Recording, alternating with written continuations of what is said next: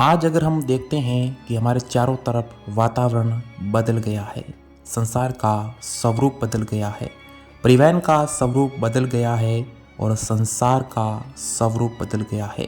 पहले मोबाइल कैसे आते थे और आज के ज़माने में हमारे पास कैसे मोबाइल है। पहले परिवहन के साधन कैसे थे और आज परिवहन के साधन कैसे हैं। लेकिन दोस्तों, परिवहन एवं संसार का शुरुआती दौर कैसा था, उसके बारे में मैं आज आपको बताऊंगा। नमस्कार दोस्तों, आपका स्वागत है एक बार फिर मेरे चैनल पर। तो आइए दोस्तों, शुरू करते हैं कि परिवहन एवं संसार के साधनों का शुरुआती दौर कैसा था। आखिर वो कैसा दौर था, आखिर इनकी शुरुआत कैसे हुई। परिवहन के साधनों को उन्नत बनाने की तरफ विशेष ध्यान दिया गया, क्योंकि कोयला, लोहा और अन्य उत्पादित वस्तुओं को कारखानों तक पहुंचाना और तैयार माल को कारखानों से दूरस्थ स्थानों तक ले जाना आवश्यक हो गया। इसके लिए यातायात के मौजूदा साधनों को सुधारना आवश्यक हो गया। 18वीं सदी के अंतिम वर्षों में फ्रांस ने सड़कों और नहरों का निर्माण करके दूसरे देशों को नेतृत्व दिया। इंग्लैंड और अमेरिका में भी प्रमुख नदियों और झीलों को मिलाती हुई नहरें खोदी गई। परंतु सड़क निर्माण का नया तरीका एक स्कॉटिश मकाडम ने निकाला। उसने सड़कों के सबसे निचले भाग में भारी पत्थरों की परतें, उसके बाद छोटे छोटे पत्थरों की परत, उसके बाद मिट्टी और गारे के स्थान पर अलग तरह तारकोल की परत जमाई जाने लगी। मकाडम की ये सड़कें बहुत अधिक टिकाऊ और उपयोगी सिद्ध हुई।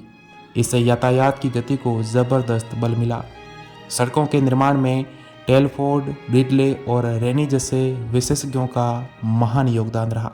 इसके बाद नहरों पर ध्यान दिया गया। सैकड़ों मील लंबी नहरों का निर्माण किया गया।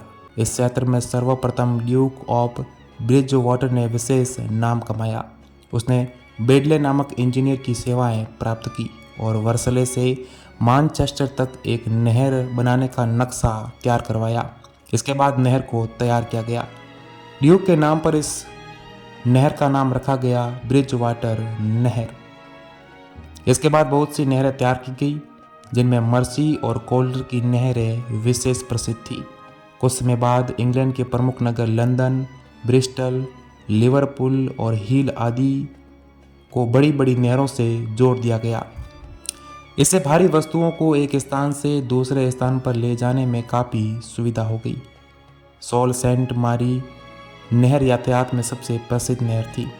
1869 ईस्वी में फ्रांसीसी इंजीनियर मर्डिनाद लेसेस ने सुएज नहर, जो भूमध्य सागर को लाल सागर से मिलाती है, का निर्माण पूरा करवाया।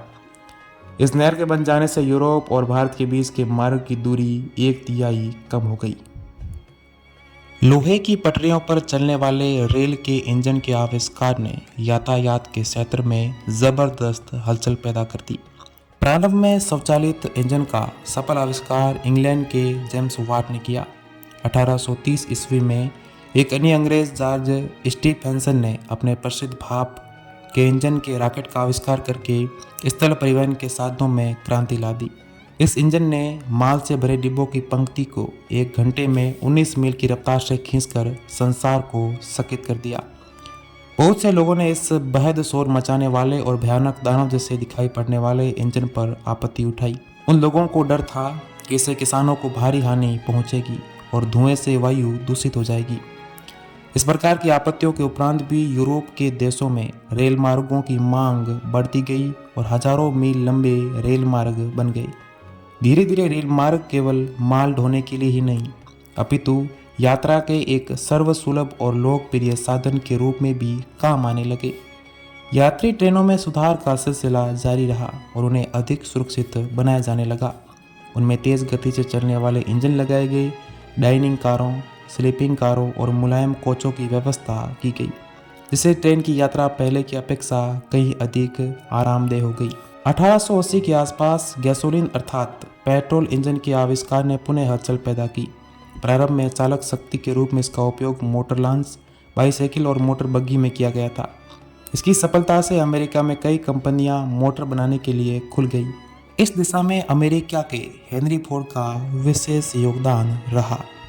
स्थानों की दूरियों को कम करने और पृथ्वी के लोगों को परस्पर निकट लाने में वायुयानों का निर्माण सबसे महत्वपूर्ण रहा। वैसे तो मनुष्य प्राचीन काल से ही हवा में उड़ने के सोपन देखता आया था। पुनर्जागरण काल के प्रसिद्ध वैज्ञानिक तथा इंजीनियर लियोनार्डो डी विंसी ने भी उड़ने का रहस्य खोजने का असफल प्रयास किया था। 18वीं सदी के अंत में कुछ फ्रांसीसी गैस भरे गुब्बारों की सहायता से हवा में उड़ने में सफल रहे। 1890 के आसपास जर्मनी के काउंट वॉन जिप्लिन ने हाइड्रोजन से भरे हुए बड़े वायुयानों के डिजाइन बनाए, परंतु अधिक कामयाबी न मिली। 1903 ईस्वी में बिल्वर और ओरविले राइट नामक 2 अमेरिकनों को हवा में उड़ने वाली मशीन बनाने में सफलता मिल गई। उसी के साथ विमान निर्माण उद्योग की स्थापना हुई।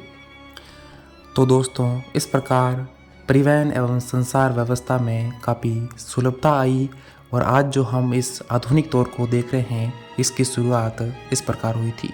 तो दोस्तों, अभी के लिए इतना ही। अगर आपको हमारा वीडियो पसंद आया हो और ये जानकारी अच्छी लगी हो तो हमारे वीडियो को लाइक करें, इस चैनल को सब्सक्राइब करना ना भूलें।